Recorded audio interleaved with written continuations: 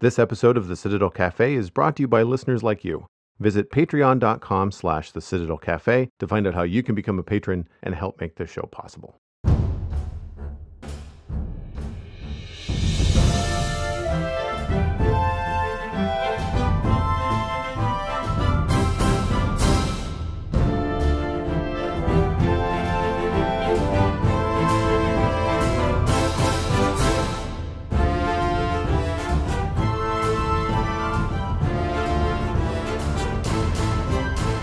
This is the Citadel Cafe, episode number 375 for Tuesday, September 22nd, 2020. My name is Joel Duggan, and the Citadel Cafe is where my friends and I hang out to talk about the geeky stuff that we are into. Joining me this week is Megan Townsend. You can find her at Megan Townsend on all the social media that matters. Welcome back, my stormy friend. Hello, my fellow stormy friend. How are you doing today? We're doing well. And for those of you who are wondering, Tuesday, why Tuesday? Is this another mistake in the show notes? Nope. Actually, we're recording intentionally on Tuesday this week because Megan and I are dealing with what will be post-tropical storm Teddy, previously Hurricane Teddy, that is going to hit the Maritimes right now. The trees in my backyard are already upside down. Yeah. Oh, are they? Well, I mean, I live down by the ocean, so there's a little bit more wind where I am right now. But over the next that is true 24 hours, we should have a fairly decent storm. So I thought, well, I've got the time, and Megan had the time. Let's record the Citadel Cafe a day ahead of time, and so hopefully I can get it up online and downloaded to folks before I will inevitably lose power, which is more than likely going to happen. Yeah, I mean, it's just raining here now. Like, it's coming down for sure. It's definitely wet out there, but trees are swaying a little. But I feel like because you're closer to the water and I'm a little bit further inland, I'm wondering if I'll get that gradually. We're not supposed to talk about the weather, but here we are talking about the weather. The thing is about stuff like this, I think it's important to at least mention because, well, one, it's going to be a very intense hurricane season. That's going to affect my podcasting. It's going to affect, because power, internet, all that kind of stuff. You and I have both been streaming a lot lately. I was planning on streaming today, not tonight, but like later today. So it may affect that as well. And so I thought it would be good to let people know. It's also, in many cases, I mean, like Environment Canada is issuing more rainfall tropical storm warnings than I can shake a stick at. So it's not something, even though it's not a hurricane anymore, or won't be by the time it hits us, it's still something to be concerned about. The winds are sustained over 65 kilometers an hour and gusting into the 100 kilometers an hour in some places, depending on where you are. Probably more like, open sea, Cape Breton sort of idea. But 50 to 75 millimeters of rain, up to 100 millimeters of rain in some places. That's a lot. Like, that's flood level issues, right? That's all happening in 24 hours, so there's not going to be enough room or time for the water to get into the streams or get into the storm drains or get into the ground, so there's going to be a lot of flooding. I know a lot of I follow some farms locally because I go to the different markets here on social media, and a lot of farmers were out this weekend trying to get harvests in before they're either washed away or other problems occur. And the problem with hurricanes, of course, this close to the end of summer, all the trees have still got all their leaves on them. So there's going to be some downed trees, probably some downed power lines. And so I'm just sad because, there's not going to be as many pretty orange leaves. Yeah, no, that's always a thing, this too. Fall. No, I agree. I was hoping to do some hiking in Musquodoboit later this fall because of the leaf changing. So we'll see. Hopefully it won't be as bad. But, I mean, because we have a number of Canadian and a number of local listeners, it's always kind of good to get this information out there. Because, I mean, you'd have to be under a rock. Because, honestly, I catch myself. And it's very difficult as a maritimer not to talk about the weather. Like, it's just something that happens it's constantly. True. It's like it's in our culture as well. It's just like, oh, that weather's crazy today. And I think it's mostly just because it is so sporadic here. It's so... Oh, yeah. all over the place here. I saw a great meme the other day. It's like, welcome to Nova Scotia, where at 10 a.m. it's winter, and at 12 p.m. it's fall, 3 p.m. it's the middle of summer, and then back to spring again at sunset. Because more or less. You wake up and it's 4 degrees, and then it's 20 degrees in the afternoon. Because I had that happen the other day. I was out actually running errands and getting ready for the hurricane, and making sure I had, groceries and all that kind of stuff last week ahead of everybody, rushing out this weekend.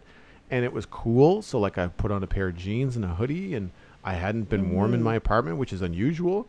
I got down and I got halfway to the grocery store, and at the first stoplight, I was taking the hoodie off because I was dying because it was in the sunshine outside. It was like 25 degrees. I was like, this is nuts. I know, it's crazy. Yeah. It's like, wait half an hour if you're not happy with the weather. Yep. Wait half an hour, it's probably going to change. Yeah. Literally. Yeah, exactly. You can time it in some cases. Yeah. Although I have to say, it's been pretty cool to watch the meteorological models that people have presenting online for Teddy, and kind of learning a little bit more about it. Like, it was a hurricane, class 2, class 3, or class 1, and then it's going to hit this like cold Atlantic Ocean combined with the jet stream, and it's going to increase in size but decrease in intensity. And it was kind of really neat to kind of see how that all works, like it was really cool. I used to be really into this kind of stuff when I was in high school and university, because whenever I took a science class, it was either like geology or meteorology or like something to do with the planet. I was just like, I don't want to take biology in terms of like animals and chemistry and stuff. I wanted to do more, broader, sciences and stuff. So I learned all about it, and actually the university course that I had about weather was really interesting because it was just next level. It took it to the point where you had to talk about like pressure systems and physics and all that kind of stuff. It was really cool. I forget most of it now because that was like 20 years ago, but yeah, it's hopefully everyone in the Maritimes and in the region is safe and weathering the storm with their storm chips. And if you don't know what I'm talking about, then you should look it up because it's hilarious. The storm chips. I forgot about. I actually didn't get any storm chips. I'm a failure of a maritimer. I did, but I ate them yesterday. I did get Pop-Tarts. Storm Pop-Tarts. I got Pop-Tarts instead. I like Pop-Tarts. I haven't had Pop-Tarts in a long time. They do. I never really had them as a kid, so like I don't think I have as much nostalgia for them. So like I haven't had them in a long time. I got them recently. I'm just like, these are all right. They're definitely better toasted. I had them. I tried them raw this morning. I tried them toasted, and I'm like, you know what? They're not bad toasted. I don't know if I like them raw, but I got s'more flavored and I got raspberry flavored, and because mix of both. But yeah, just wanted something simple. I find really the chocolate ones, they don't do very well. I'm a strawberry Pop-Tart guy. I don't really deviate much. But to my disappointment, you can't get unfrosted anymore.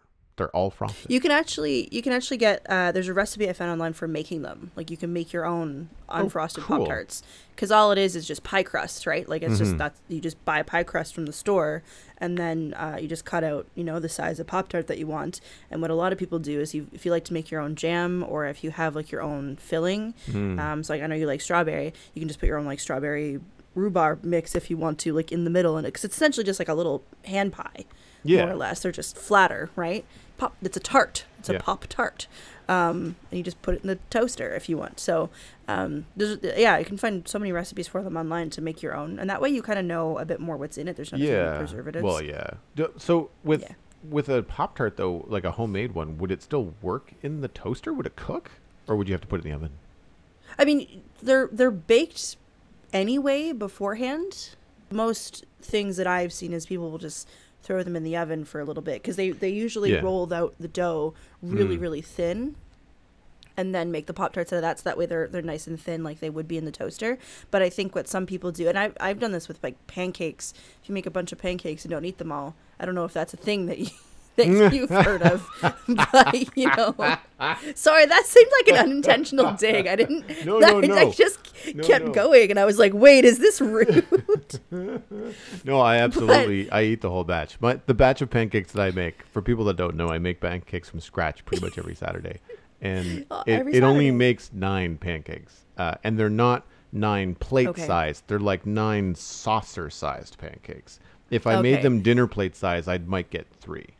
Right. Just to like, so it's a full stack of pancakes, but it's not like I'm eating 2 stacks. It's a small batch. Yeah. I can only eat 3 small pancakes. I don't dislike pancakes, but I'm not. I have. We're gonna have a now chocolate you're on story. Thin ice. No, okay. So here I have a reason. Okay, it's not that pancakes are not good. It's just that. When I was a kid, I think I was like 12, my dad made a bunch of pancakes and he didn't quite cook them all the way through. Oh, gross. Yep. And he bought syrup. This is when we first moved here, and he went to Sobeys. We weren't really familiar with Sobeys, and we saw, because we moved to Nova Scotia from out west, and so we weren't super familiar with like our local grocery store, and he bought a big thing of syrup because it was on sale, and he was like, "Oh, this is a great deal." He didn't check what kind of syrup it was, and he used to douse our pancakes in syrup. And so the combination of slightly undercooked pancakes with what he thought was table syrup, but was actually corn syrup, just made for a really, really bad experience eating pancakes. So now I have like a thing. And it's also like, it's become kind of a texture thing. I don't really like waffles either. And it's not that waffles don't taste good. It's literally the denseness of it. Like, it's really dense. The only kind of pancakes I like are slightly crispy right around the edge, but then otherwise pretty fluffy in the middle. That's but how I make they have to be kind of mine. crunchy. Oh, okay. So I feel like I would like your pancakes a lot. Yeah.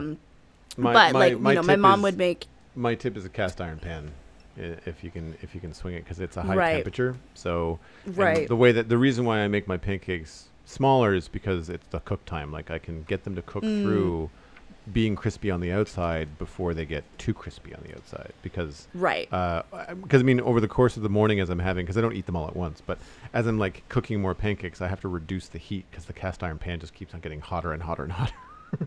Otherwise you end up with black pancakes. Right. So we just use like a normal frying pan, but what we would do is if my mom made a bunch of them, and like, she would kind of overdo it a little bit, I think. And because, my brother and I are not super like into eating mountains of pancakes, I usually get, and she also makes eggs with them too. Like, she makes eggs and sausages, and so it's like, it's a full breakfast. So I can really only, handle 3 small pancakes with a little bit of butter and syrup and some fruit and some scrambled eggs and maybe a sausage link, and that's about all I can do. So any leftovers that we have, we usually wrap up, and then we put them in the fridge, and then whenever we want one, we take it and we pop it in the toaster. Yep. Oh, I've done that After, before. like, yeah. So that's what we would do. So, but like, we're talking about Pop-Tarts. I guess it's kind of the same thing. If you make multiple Pop-Tarts and bake them, and then you put them in the fridge, and then you want to heat them up again, you can just throw them in the toaster. Yeah. Fast way. Especially if you've kind of like lightly bake them, like you've gotten to the point where they're done, but they're not overly brown in the oven, then you could kind of finish the brown in the toaster. Apparently it's a very finicky process, but it can be a very rewarding process if you do it right for your own non-frosted Pop-Tarts. I've never done pastry. I can do cookies, I do pancakes, I do waffles, I can make banana bread, that kind of stuff. And actually my banana bread is not the best. I'm still trying to figure out the best way to do that, but I don't do a lot of baking. And as a result, my skills there are on the light side. I can cook to no end. Like, I'm quite comfortable cooking and throwing things together. But when it comes to baking, especially things like pastry, I've just never had I don't have the need, because like my mother and my sister make fantastic pies, and I kind of don't want to learn how to make fantastic pies because I already eat enough cookies as it is. So I don't really need to be able to make a pie and then have no one to eat it but me. So we'll go for there. I do have a nice apple crumble recipe that I do again in the cast iron. Ooh. And that's nice because it's a 9-inch cast iron, so it's like 3 servings. Wait, I think I've had your apple crumble. I think I came over for something at one point in the fall, and you'd made it. Maybe that, or back when we used to work together, I might have brought leftovers in. I can't remember. Maybe that's probably what it was. Maybe that's what it was. But yeah, it's always better fresh because it's crispier. The like leftover stuff is rough, but yeah, that could have been the case. I'm actually looking forward to getting apples from the market to do some stuff with this fall. So that should be. I think I'm going apple picking next weekend. Nice. Assuming nothing is terribly damaged by Teddy today, but we'll see. But yeah, I'm hoping to make a lot of apple crumble, and then for Colin's birthday. His birthday is right around Thanksgiving, so Canadian Thanksgiving, I should say. And so he doesn't really like cake. He's not really into cake, so every year he gets a birthday pie instead. And as he says, apple is traditional. So we're gonna make his pie after we get a bunch of apples. We're just gonna buy a bunch and get baking apples and make apple crumble and nice apple pie and very cool. Bunch of stuff, I will send you my crumble recipe just in case you. That'd be fantastic. Thank you very much. It's really simple and it always seems to come out just right. So, But speaking of the fall weather and staying inside, we have an email coming in this week from Jackson, and the subject is PC versus console versus streaming. All very good inside activities.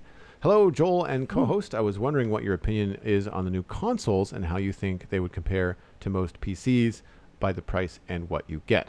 Also, I know Joel streams and has quite a consistent community that I seem to chat in every time.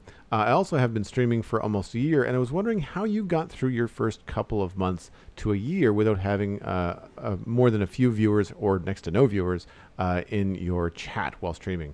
I have a hard time streaming with no one watching. Love both shows. Keep up the hard work. Ordering more from the cafe. Jackson. Thanks very much, Jackson, for the nice email. Appreciate it. And Jackson's referred to the Spawn Chunks, the other podcast about Minecraft. And as you lucked out this week, Jackson, Megan streams as well. So you're going to get double the answer. I'll start with the new Xbox and new PlayStation stuff. I don't have a lot to say because I'm not a big console gamer.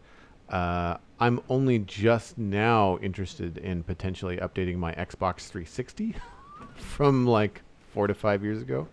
The Xbox and PlayStation, I guess it's the Xbox One and the PlayStation 4, they priced me out. I'm a pretty casual couch gamer, where I spend most of my time, especially because it's now like part-time professional streaming. I put most of my time and energy into my PC in terms of gaming time, as well as any kind of like finances and stuff like that, because it makes the most sense. However, the Xbox Series, which is now an X and an S because they hate us all, there is an all-digital version, which is the S, and it comes in at $379.99 Canadian, which is cheap for a next-gen console, from what I've seen over the last few years. So I'm curious. I might have the budget this fall for it. It really depends on what games come out. I don't have a great TV, so I'd probably end up wanting to get a new TV as well. So it all depends on kind of like what Black Friday might bring for that kind of stuff. I'm also not a PC head when it comes to under the hood. I know that NVIDIA just came out with some fantastic new cards that we covered on the show a couple weeks ago, but I don't know, like, I'm not sure of all of the options that are out there compared to what's under the hood for the consoles. It's one of the things I like about consoles is that I just turn it on and play a game. I don't really care what's under the hood. I just want it to work. And if the games look good, they're always optimized for the consoles. So I kind of feel like if you're streaming, then unless you're streaming from a console, you might be better off looking at what you're doing with your PC. Now, that said, I've got to upgrade the CPU in my computer because it's causing me problems, and that alone is $300 Canadian, at least. So I'm debating. I do kind of want that kickback experience, like having to sit at a computer every time I want a video game, and then having that weird, not guilt, but that weird obligation of like, well, I want to play this game, but I should probably share it with the community so I don't game on my own.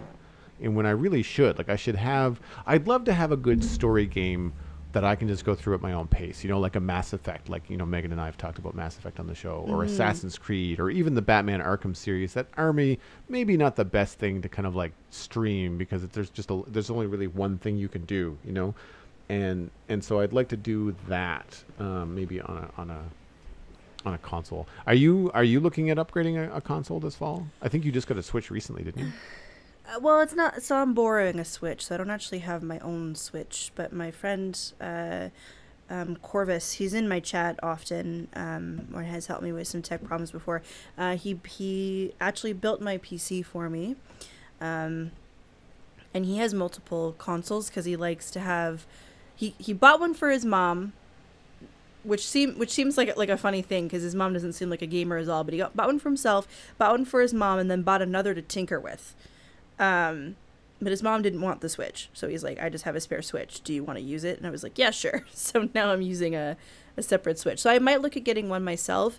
My roommate just bought a PS4. It's an odd time to buy a PS4.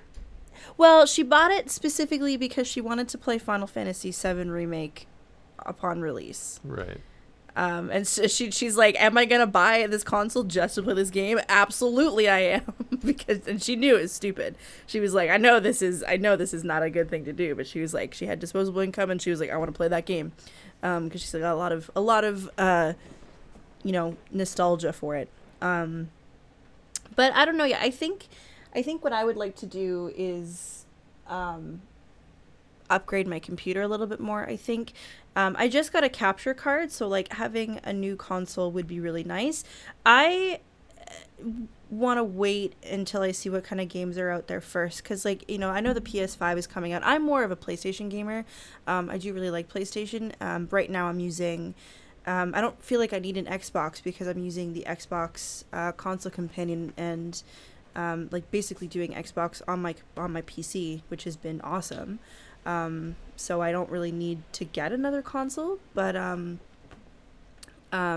if I did get another console, it would definitely be a PlayStation. But I want to wait on that for a little bit just to see, if there's a title that really grabs me, that makes it feel like it's worth it.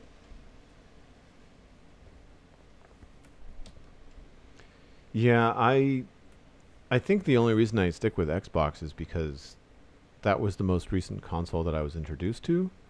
And because I now have sense. a PC, knowing that we've got Xbox, what is it? Not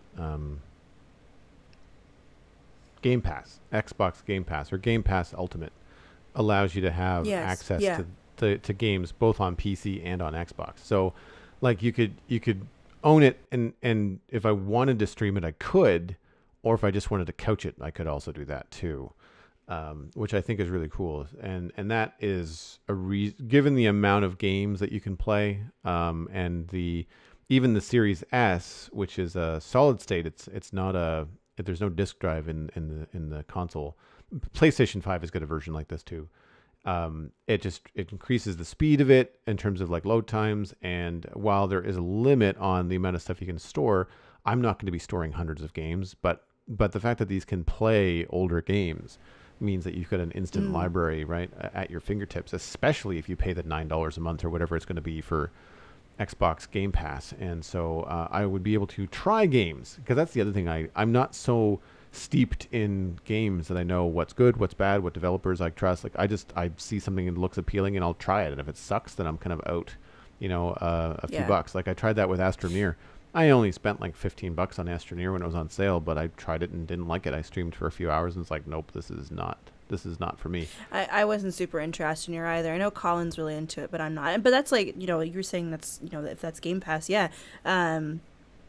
Game Pass has been great for that because it's given me a chance to try new games that I probably wouldn't have tried otherwise. So, like Gears 5. I don't think I ever would have picked up Gears 5 or Gears 4 because Colin and I started playing Gears 4 together. And we had a great time with it. Gears 5 were a little bit, meh on. But, we loved Gears, and the fact that we could get that for free with Game Pass was awesome. I'm able to try Spiritfarer right now because of Game Pass, and I might actually buy it, once, if it ever comes off Game Pass, because it's just such a nice, chill game. I don't know if you've tried playing that yet, Joel, but it's very good. I've watched it played. Probably not my thing. Probably not really my cup of tea. No. But like I find that I have enough like retro flat graphics with Minecraft. Whenever I play something other than Minecraft, I tend to want something new in 3D. That tends to be where my brain goes. Right. But I think what I like about Spiritfarer so much is that it looks like an animation. Like it looks like an animated show, and the character animations are very fluid and very very clean. It seems to be this trend of people taking traditional animation and putting them into video games, which I find is really interesting. Like Cuphead is another one. Yes. Now, and I prefer that look over retro pixel art stuff. Like one of the things that, I'm probably going to try it because there's a big update coming to Stardew Valley, I think next month.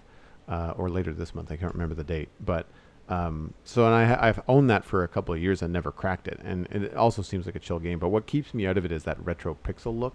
And it's not something that I'm terribly into, despite the fact that I play Minecraft. But I think part of it is because I get so much of that in Minecraft. I want to exercise, outside of it. You want when something I play. else. Yeah.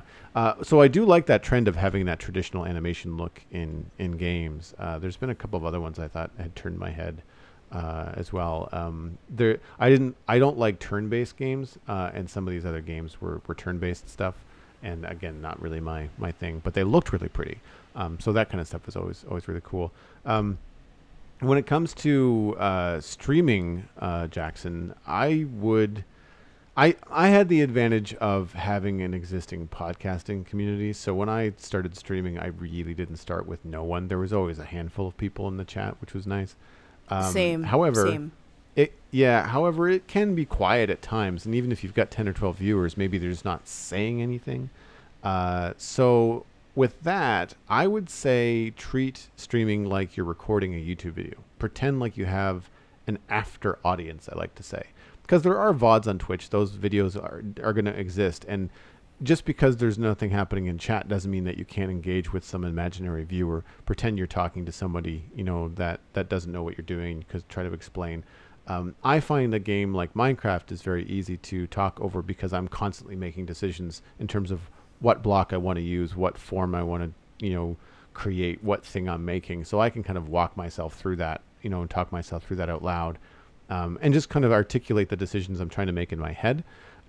It's not always the easiest thing. I mean, I never shut up. It's one of the reasons I'm a professional podcaster. So, I mean, it helps to have that gift for gab on stream. But I find too that you're going to have an opportunity with a quiet chat that not everyone who wants to come in will want to chat, and not everyone who comes in is going to be someone that you want to chat with. So you have an opportunity where your chat is going to be slow enough that you're going to be able to read everything that comes in and engage and positively reinforce the kind of community you want to grow. And I something that I can't remember who gave me this advice, but it's something I picked up on early on. And it's worked out quite well for me because not to toot my own horn, but I really enjoy the community around my streams. And having that opportunity as an early streamer to ignore the douchebaggy comments that you're going to get, don't engage. And then just when someone says something nice or cool or constructive or interesting, just talk to them. And you'll find that over time, when people realize, I can really engage with the streamer if I chat in this manner, you'll probably end up with more. It's a marathon, it's not a race, so just keep at it.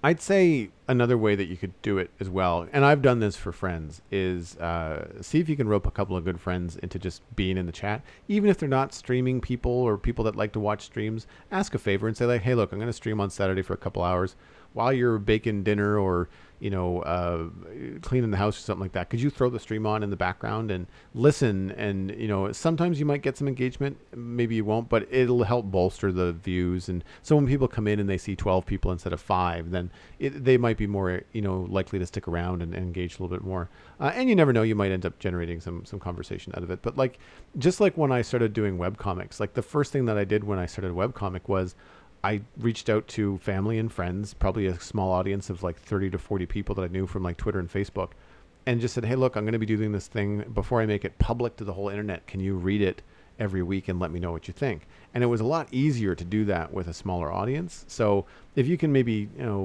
pick some friends that you want to populate in the chat room to see if they can get the conversation going, and especially if they know one another, then they can just kind of talk amongst themselves, and kind of keep the conversation going as you kind of work up the speed. I mean, that would be where I would stand. I'm by no means a super successful streamer. It's basically a small part-time, side hustle for me. So take that as you will. I mean, Megan, do you have anything to add to that? Because I feel like you're probably newer to streaming than I am. Yeah, my streams are typically pretty tiny, so I think I average about 5 to 7 people, but a lot of that I think comes from community overlap as well. I've been pretty fortunate that I get that consistent 5 to 7 people because, I'm on the show and I get, I know you, and I don't want to make it sound like I'm riding your coattails or anything, but no. and I hope you don't think that I am, but I think because I do have a voice, and I'm a pretty, you know, I'm here a lot. I hang out with you a lot, which I love. It's great. This is great fun. I think because you know, I've already kind of established myself as an internet person, or as a personality, if you will, which feels like a weird thing to say. That did kind of give me a little bit of a boost up. But I have streamed to you know, empty chat rooms before, and it like Jill said, you know, like treat it like a YouTube video, because one of the things you can do as well is take that VOD and put it on YouTube, and you know, and as this may sound like a weird thing, but YouTube is actually a really great way for people to find streamers. I know we've talked about him before, but for like streaming advice and like building streams, Harris Heller is a really well-known, I found him on YouTube and found out he streams on Twitch because I found him on YouTube, and it's not a lie. Like, you know, most people are inclined to, you know, browse YouTube for like leisurely listening or leisurely watching. And then from there, if, you know, you're like, oh, I like this person, let's, you know, what else do they do? And they say, oh, I'm stream on Twitch at these times and these days. You know, that can help a little bit as well. But having, I think, you know, just, this is going to sound really lame, but like being yourself and just like, you know, Joel was saying, fostering the community you want to have. So like ignoring people who, you know, are saying terrible things. Now, I am very quick, just because of the person that I am. If someone is saying something insulting or, you know, that goes against my chat rules, not just against the community guidelines, but against my chat rules, which are usually synonymous. But I will call that person out and be like, that's not cool. Don't do that. If you're gonna do that, feel free to, you know, there's the door. Because I want to set, for my community, and I think a lot of people are already on board with this, I want to set the precedent that my area is a safe space. It's a fun space. It's a comfortable space. So if anyone comes in and starts saying things that are in any way negative or, you know, homophobic or racist or sexist or anything, it's like, I want everyone to know that is not acceptable. Oh, and I will call that person out and then immediately ban. Like, oh no, I totally agree with. I totally agree with all that. Yeah, to be clear about what I said earlier, I mean the people that are just being doofuses, like not breaking any terms of service or not breaking your rules, but they're just being like, they're not breaking any rules, but they're just being, you know, rude. Like, and there's always that fine line. Like, do you want to give the troll? Like, do you want to take the bait? Do you want to engage, or do you want to just ignore, you know, like, for example, someone's backseat gaming. I'm going to ignore them. I'm not going to constantly tell them to stop backseat gaming, because they won't, right? But if someone does something, you know, like you said, that crosses those rule lines, then absolutely I'm going to say like, oh, that was rude. No, don't do that. Or just be like, not in my chat room. Bye-bye. You know, one of my favorite ways I've seen of people deal with stuff like that, and I highly recommend people checking him out. It's Iskall85 from Hermitcraft. When he streams, he deals with all kinds. He's got like 2,000 people in the chat. And so there's all walks of life. There's reasonable adults, there's unreasonable adults, and there's unreasonable kids and reasonable kids. And what I find really funny, like someone will do like something rude, and like he'll do something like, oh, hey, you get to watch an ad. And then because that person that was rude is a non-sub, he then hits the ad button. And then they get to watch an advertisement while he then, you know, talks about how rude that person was to the rest of the people. That's really funny, actually.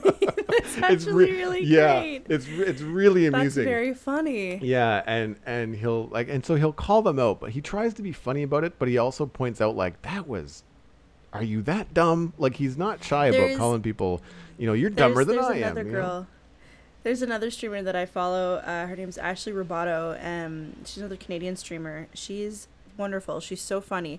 Her streams are pretty chill, but she does a lot of, you know, she has a very like high production value, but she does this thing where she usually plays like music in the background of her streams, and like some people will try and get her to say it. Like there's one video in particular that I'm thinking of, that she also put up on Twitter. Because sometimes she'll put her VODs up on Twitter to be like, hey, here's some of the content that you can expect to enjoy on my streams, which I think is pretty smart. I might actually start doing that. But someone like put in a Mad Lib that basically, when you say it out loud, sounded like something profane. Actually, I'll say it because this is like relevant to the story. It's like they wanted her to say "I like vagina," and she's like, "All right, someone just put something in the chat. We need to address this." And she turned off her music. She got like a close-up camera to her face, and she was like, "I'd like this person wants me to say this," and she read it phonetically. She's like, "It's meant to sound like this," and then she like zooms out her camera again, and she was like, "I'd like to direct your attention to the bisexual flag behind me. Why, this is stupid, why are you doing this?" And she was like calling people out in like kind of a funny way, and she just I don't know, it was just it's nice to see people call out like people asking people to do stupid things in a way that's just like you're dumb. I don't know, I personally like it. I think being honest about what you think is acceptable in your stream is the most important. So I think I derailed my thought by like 6 different ways there. But anyway, yeah, be yourself in your stream. Have a good time. Don't talk to the trolls. And then, treat it like you're talking to some friends. Because that's what it is. Like I said, like some of the people who come into your chat are going to be, great friends to you. And I would say that's true of mine. Like there's some people who's like, whenever I see their name come up in my chat, I'm so excited that they're there. It's really exciting because it's like a friend you haven't seen in a long time. Even though you're not seeing them face to face, you recognize their name, and it's good. I don't know, it's nice. That actually reminds me of a final point, and then we can move on. But it's if you can find any natural memes from any regulars that you happen to see, a really good example is and I don't even remember how this started, but Elcorn95 is a member of the community and shows up in my streams quite often. He's one of my, I think he's one of my Minecraft moderators actually on my Patreon server, and every time he's in the stream, I greet him as the Mighty Elkhorn. I don't know how it started. It might have just been something goofy that I said that stuck, that I remembered, and so like it happened twice, and then it's just now everybody says the Mighty Elkhorn has arrived when he comes in, or I certainly remember to say it every time, and it's the kind of thing like that will just create that kind of like, this only happens here because it's something that happened with Joel and Elkhorn on stream, and it's just a thing. And it takes viewers a little while to catch on, but having stuff like that will help keep people coming back and having a good time. And so focusing on stuff like that. I don't do the YouTube thing because it's a mistake that I've made. I have not had the time / had the technical ability to edit videos and post them on YouTube for a while. And the problem is, and I'm seeing it, is that I am putting a lot of time into Twitch, but I'm not seeing the growth that I would want. But I've also been on this fence of, do I want to put the VODs on my main YouTube channel? Do I want to make a second YouTube channel? Like, do I want to have yet another thing to manage? Because something I do know from people that are experienced with YouTube is that the long VODs on YouTube don't do very well because they take your viewer rate down because of how long they are. People don't tend to watch the whole thing, right? So I'm on the fence. I'm not really sure what to do about it. I mean, I could easily just start posting them and just put a playlist and say, like, look, this is separate. These are just VODs. There's nothing edited about them. And I think that would be the easiest thing to do. I think that's what a lot of other people do is they have like their main channel and then they have like a, excuse me, like a playlist of just VODs or like clips even. I know some people will just take clips and... So I've got clips turned off because people were making clips of the most asinine things on my channel. Like, it didn't even make sense. It's like people were clipping to bookmark where they left the stream. It was infuriating. So my clip, when people go to view my clips on Twitch, it was like, oh, here's clips of like the most boring streamer ever. It was like clips of me looking at my inventory. It's like, why did you clip this? To the point where I thought people were just trolling me. So I just said, well, all right, if you can't use it correctly, then you don't get to use it at all. And I just shut it off. So for the longest time, and you can see it, I don't remember where in the 83 videos that I have on YouTube about the Citadel, I stopped recording locally to make YouTube videos, and I started chopping up my VODs from Twitch and turned those into videos. And it's more intensive because it's a longer video to chop up, but it was a little bit easier for me on the recording time because I didn't have to do 2 separate things. I could stream and record at the same time. I also can't record video locally that doesn't chop around because of the processor issues that I'm having. So I can download the VOD, and I was using the VOD to then chop up. And I keep on meaning to try and do that more often, but streaming has become a little bit more of a fluid thing for me and less of a formal video. And there's something I really enjoy about the let's just find out what we're going to build today in Minecraft vibe that I have from a stream, rather than having to have a project, trying to finish that project in one video, like all that kind of stuff. I see the treadmill that that friends are running on YouTube to constantly create content to get very little money for for the amount of time and effort that you put in. And I just, even the people that do it professionally, and they're fine, but to get there, like the amount of work that you have to put in, it's just like I just don't have that anymore. If I was doing it full time, maybe, but like I have other interests, I have other things that take up my time. For example, podcasting for me is much more balanced in terms of the time in, the professional way I can support myself, and the time of the day, compared to the amount of recording time and work that it takes to make a Minecraft YouTube video. So there's always a little bit of give and take there. So I do need to get back into the idea of recording videos, or at least chopping up VODs. And maybe the answer is just a matter of like prepping the audience on YouTube. It's like, hey, this is going to be a chopped up VOD. So it's going to go for 20 minutes and then it's just going to stop and you'll have to watch the next one. And it's going to pick up right where it left off, and that might be the easiest thing to do. The problem there is that there's usually a conversation with a chat room that's a little out of context when you're watching it on YouTube. So it's a hard line to walk. And I don't have enough followers on YouTube to even get advertising revenue. So it's not something that I really consider. But if you can, the discoverability on YouTube is very high. That's the reason why the Citadel Cafe and the Spawn Chunks are YouTube quote-unquote video podcasts. They're just title cards. There's no video. But we get people watching them there, and they come in and they end up like subbing to a podcast feed or even supporting on Patreon because they discovered us on YouTube. And you can't do that if you're not there, right? So there is that. Anyway, moving on to the weird and wonderful world of WandaVision on Disney Plus, coming later on this fall. The second trailer for WandaVision came out yesterday. And have you seen this, Megan? I haven't yet. No, I totally missed my radar, but I am more than happy to hear your thoughts on it because I'm reading your notes and it sounds great. It is weird, but just in a wonderful, wonderful way. It all looks like a 50s sitcom, like black and white. Then they switch to like a 70s sitcom where everything is kind of like, not permacolor, but like the color vision, where they kind of like take the black and white imagery and they make it color, so everything's kind of like overly saturated.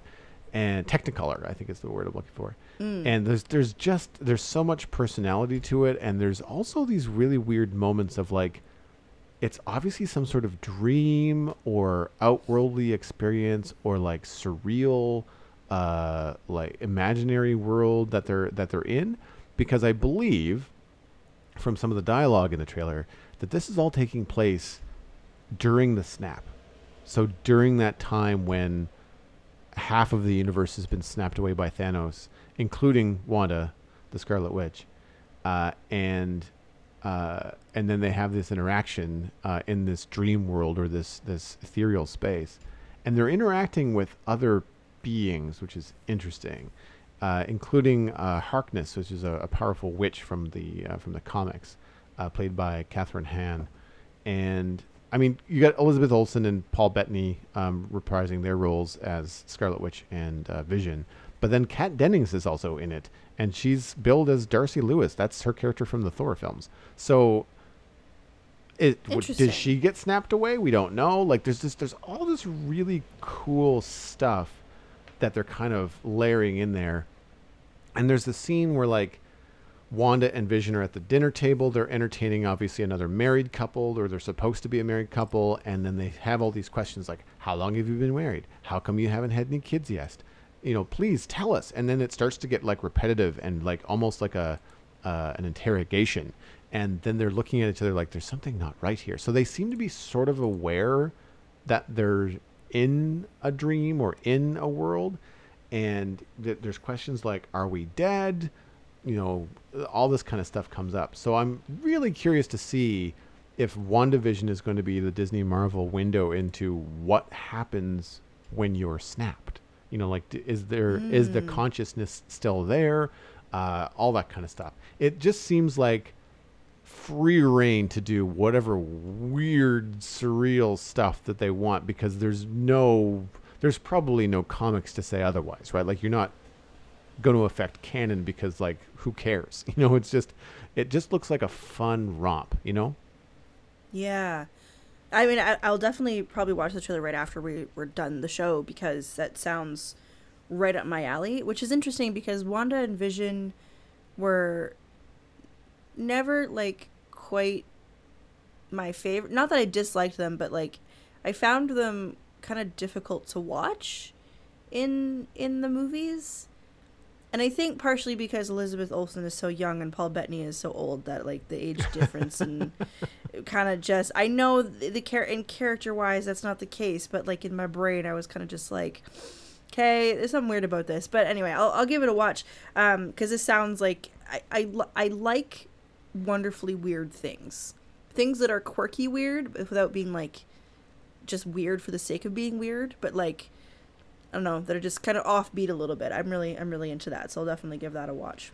Looks like it's coming in December, so there'll be a little awesome. bit of a wait yet. But actually, I'm surprised. I was expecting, like, in the spring, so that's actually pretty good. Yeah, and it looks like there's going to be 6 episodes, and it was originally supposed to come out in 2021, but they've moved it up, I guess. So I don't know, maybe they just happened to get enough of the filming done before the pandemic, and then they just were in post-production, and that was able to be done remotely. But I don't know. It looks interesting. I really enjoy Paul Bettany as an actor. I've never had too much of an issue with the two of them, and I really enjoy Elizabeth Olsen as well. I confess I haven't seen her in anything that I'm aware of outside of the Avengers. I probably have seen her in something before she was really well known, and I just didn't know who she was. But I like what she brings to the Avengers. I really enjoyed. I enjoyed her a lot, especially not so much in, like, the introduction. I felt like that in Ultron, that was kind of sketchy, but that wasn't her fault. That was the writing. Ultron is kind of received pretty weakly by most people. But I really enjoyed the Civil War stuff between Vision and Wanda, and, like, that kind of early affection I thought was really cool.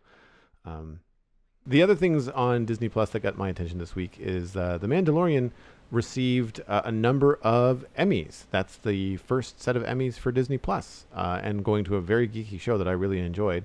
The Mandalorian won Outstanding Special Effects, Outstanding Cinematography for a Single Camera Series, Outstanding Sound Mixing for Comedy or Drama Series, Outstanding Sound Editing for Comedy or Drama, and Outstanding Production Design for a Narrative Program. And not that the acting wasn't good, but it was really cool to see kind of, like, the world, like the immersion that they're setting up in The Mandalorian is what got all the accolades, which is really cool. And this is less of a geeky thing, and I've never seen the show. But for a Canadian note, Schitt's Creek, the Canadian comedy series starring Eugene Levy, Catherine O'Hara, and Dan Levy, which is Eugene's son, swept the comedy category, setting Emmy history with their final season, winning all 7 major Emmy awards for television comedy, including That's awesome. Outstanding Series, Outstanding Writing, Outstanding Directing, and all 4 major acting categories. Lead and supporting in both male and female all went to Schitt's Creek. So even though I complain very often that modern comedies just aren't my bag, I kind of feel like I need to at least check it out at this point. See, and I started watching Schitt's Creek with Colin, and I think like Catherine O'Hara is brilliant at it. Like, she's like, they're like, you know what? And I totally get why everyone won the Emmys. Like, it's so deserved because everyone put their whole hearts and souls into their performances. So it's very goofy and it's very funny. I found that the type of comedy it is for me, it's a little bit of an awkward comedy. There's a lot of secondhand embarrassment. So, like, I found that for me, I could only watch it in small segments. not to say that it's not good. I just don't know if it's my cup of tea. I would give it a watch. Formulate your opinion on it, because some of it was very charming, and some of the character growth is very charming. Like, we only got through the first season, and there's still a lot of, you know, strange character growth that needs to happen for these characters. Because do you know the premise at all? I don't. This is the thing. I Okay. Other than knowing it's Canadian and knowing it's been around for a few years, because I think this is the 7th season. Yeah. I just, you know, it's one of those things where I've just been burned so many times by new comedy series because they're usually awkward comedies, and it's not my favorite. I don't. Yeah. I usually don't find it funny. So it is definitely an awkward comedy, but it's about like a really wealthy family who, you know, someone committed tax fraud and essentially stole all their money.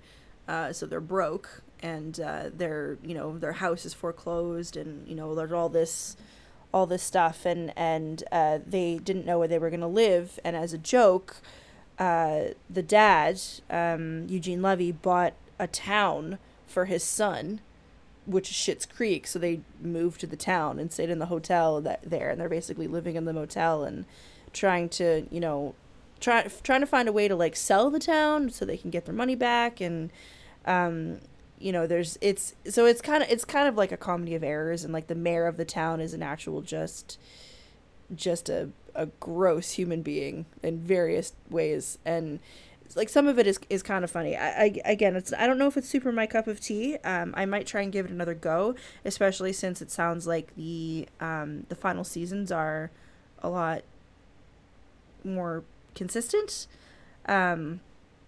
Or I guess, you know, probably funnier. They've probably had more time to, like, you know, really dig into the characters, but it's very dry. Like, it's a dry comedy. It's a dry, awkward comedy. So it's not like the goofy comedy that I liked about Brooklyn Nine-Nine, but it does have some pretty good moments in it. But I find there's not as many. It's not as memey as I find Brooklyn Nine-Nine is. Like, Brooklyn Nine-Nine is full of so many memes. Like, there's so many relatable, quotable moments that I love, that I don't find Schitt's Creek has for myself personally. But the Emmys are so deserved, because everyone who is in it, they literally commit heart and soul to their roles. So cool. Very cool. Well, I mean, I'll put it on my list. I mean, I think it's on Netflix. It's easy to try. Yeah. It should be easy to. It's worth a shot. Yeah, for sure. So that's really kind of most of what's been on my radar. I feel like I've been talking forever. What have you been watching the last little while?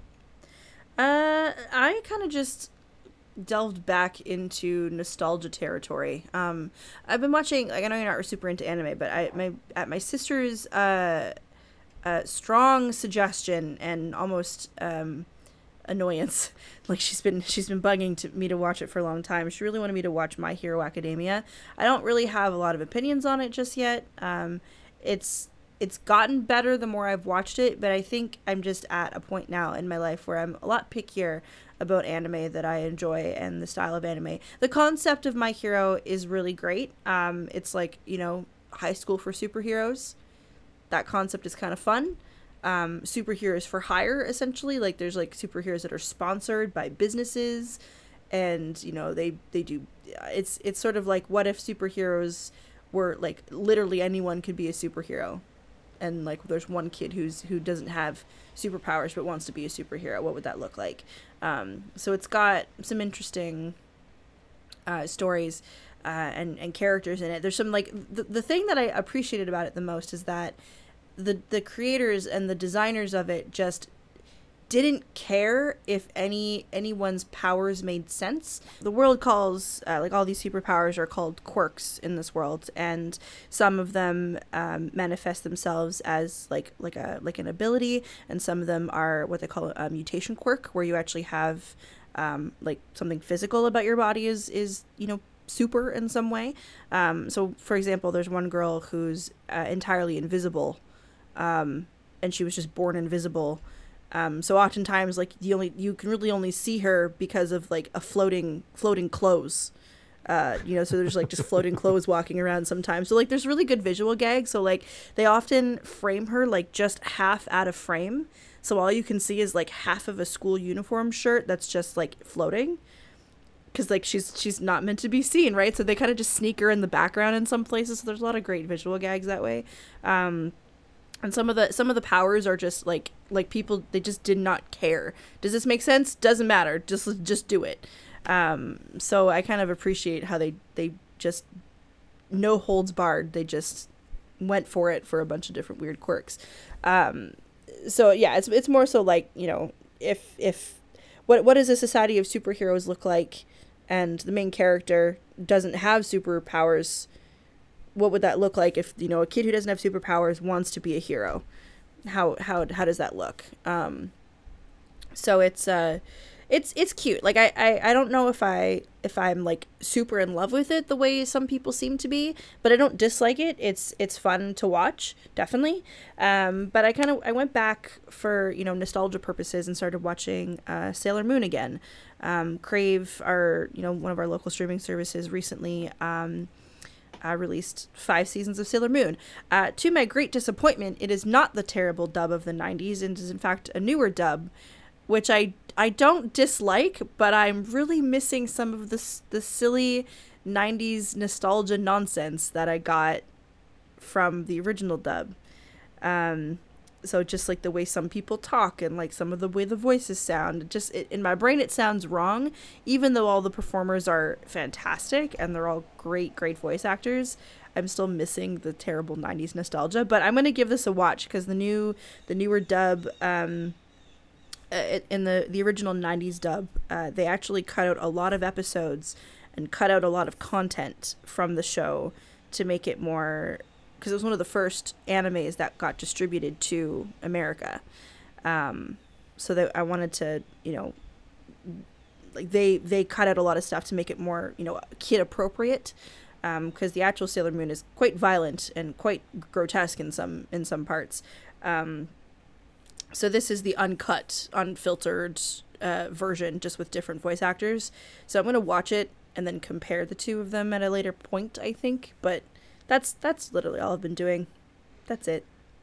Johnny, my co-host on the Spawn Chunks, is a big fan of My Hero Academia. And I don't remember how many seasons there are, but the impression that I get from him is that you kind of have to stick through it, and then it starts to get better because you start to get familiar with the characters, and so then there tends to be more rewarding things happen as the season gets more complex. And I've definitely found that. We started, like, right now we're on season 3, I think. Oh, you're already 3 seasons in. My roommate and I have just been watching you know, an episode or two every night while we eat dinner before she has to go to bed, because she's working early and whatnot. So I haven't been, you know, we haven't been getting through it pretty quick, but we've been watching it for at least the last like month. And I like it. I'm still waiting for it to get, at least for certain characters anyway. Like there's one character, his name is Bakugo, and he's known for his quirk is literally explosions. He can just create combustions out of his hands. But he also just has an explosive personality. Like, he's just a very angry kid. Seemingly for, like, there's obviously a reason, but it seems like there's no reason for it. So he's just mad all the time, and he's just blowing up, both literally and figuratively, all the time, in a way that I find really frustrating, because, like, there's no development, and people are still just trying to be really nice to him. And I'm just like, but he's just an asshole. But my sister loves him. He is her favorite character, and I'm just like, why? He's such a dipshit. So I think I find that trope of anime, like, you know, having angry characters endearing. I think I find that hard to stomach now, just because you know, if someone were to do that in real life, I'd be like, I don't want to be around you. Go away. And I kind of at that point where I just don't want to watch it either. But I'll continue to watch it. Like, I'll stick it out. I've gotten this far. I may as well keep going. And I like it. I definitely do enjoy it. I just don't know if I'm, you know, there's some people who seem to be like die-hard fans for it, and I feel like I'm missing something with it. I don't know. I like it though. I would recommend it. I find that I'm picky now too. You know, we were talking about comedies earlier. I just find in general, I'm just tired of the same old. You know, like there just tends to be, I think it was, an online friend of mine, John Sanford, that tweeted something recently about like, I'm so sick of Hollywood's last 10 years. Like it's nothing but remakes, rehashes, redos, and part twos. I'm just like, yep, that's one of the reasons why I'm not interested in most new things. With the exception of the Marvel universe that was always marching forward to the end goal, the end game, pardon the pun, then like there just didn't seem to be anything appealing outside of that was original.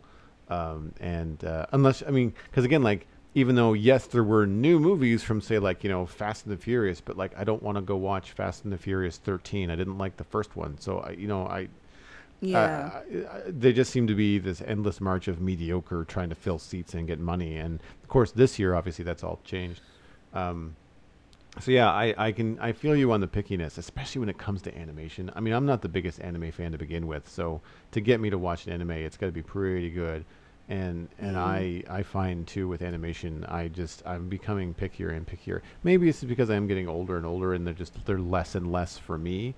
I really wish that there would be this medium ground, and I think we've sort of hit it a little bit. You and I have talked about it at length on the show with the Dragon Prince, how it's not really a kid show. Like it's aimed at young adults, like teens. Yeah, and so it's easier to watch as an adult because there's more in it for you. I really wish that there was some animation that would be out there that would be aimed squarely at like 30-somethings, like people that have jobs and lives and are interested in the same kind of television drama that we would be interested in. That's not Family Guy style. Exactly. That's not quote unquote adult animation. I don't want vulgar shit all the time. I don't want it at all, really. Yeah. But I would love to have like an action cartoon or something that doesn't dwell on nostalgia. Don't give me another Transformers cartoon because you can't seem to do those right either.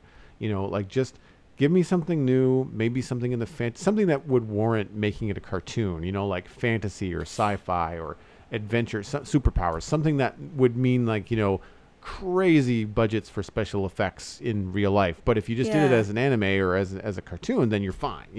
Really good example would be Have you watched Korra. Castlevania? It's on my list. I haven't gotten to it yet. Yeah. I think you'll really like Castlevania because everything you've just said, it kind of hits a lot of those. It does have an anime style, but to me it equates more to, like you mentioned, Korra. It's a little bit more it's I think Korra is beautiful. I think Castlevania is like, it's more elegant looking. That's the word I'm looking for. Right. Yeah. So Castlevania is a very similar style, but it's very elegant. It's like soft lines, and the lighting is fantastic. There's not a lot of goofy moments to it, so it is a very serious show, and some of it can get very dark, and it's about vampires.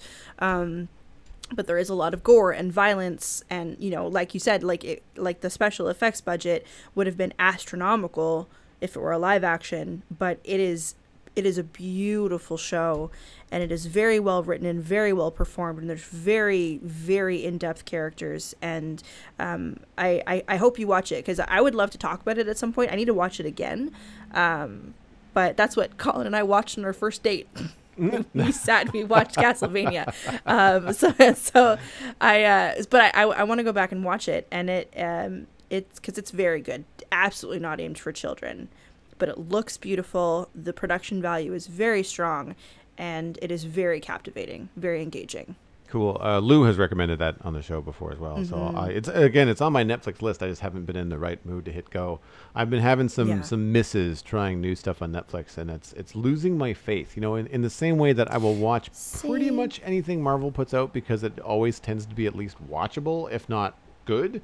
Then I have the opposite opinion now. I don't trust Netflix as I once did. Like where you used to have like just a handful of original productions, like Stranger Things, and there was another horror show a while ago that was really good, and like stuff like that. You just like, oh, okay, it's back, and it's going to be great. Now there just seems to be so many, and they seem to be having all of the same tropes and problems that traditional television does. And it's like, this is not why I want streaming. I want streaming because I want streaming to be different than traditional TV.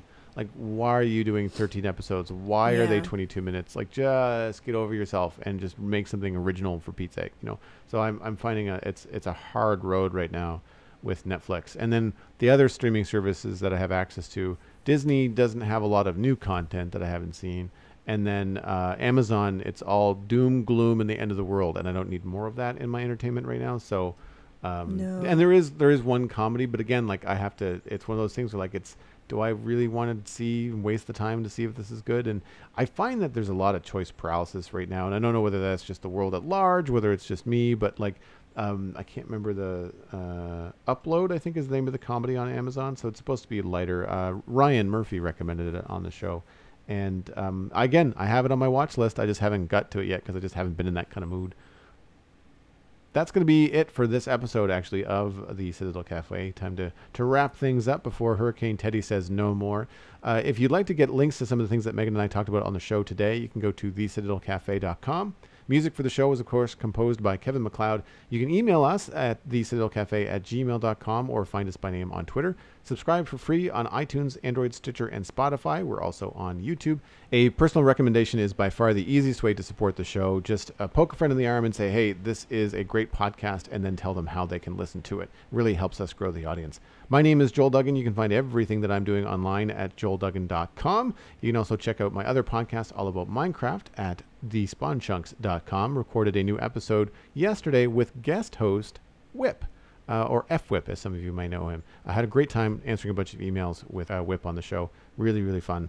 You can also find me on social media at Joel Duggan, and of course, twitch.tv/Joel Duggan for all of my streaming content. Megan, where can people find you online? People can find me online on Twitter, Instagram, YouTube, and Twitch at Megan Townsend. You've been listening to the Citadel Cafe, where we are fast, easy, and cheap, but you can only pick two.